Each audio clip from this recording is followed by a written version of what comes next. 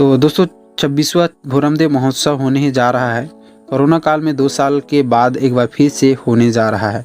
भोरमदेव महोत्सव का आयोजन 30 व 21 मार्च को रखा गया है। 2 दिवसीय महोत्सव के मंच में छत्तीसगढ़ की कला संस्कृति के साथ भारतीय सिनेमा के उभरते हुए गायक भी अपनी प्रस्तुति देंगे। महोत्सव के पहले 30 मार्च को गायक सारेगामापा ऐश्वर्या पंडित और छत्तीसगढ़ की सुप्रसिद्ध गायक दिलीप सरडेंगी जी आप लोग को दिखाई देंगे। वहीं 21 मार्च को Indian Idol fame Anushka Banerjee व उनकी टीम प्रस्तुति देंगे। कथक के साथ लेजर लाइट शो व डांस भी दिखाई देंगे और कबीरधाम जिले के स्कूली बच्चे भी नृत्य करते आप लोग को दिखाई देंगे।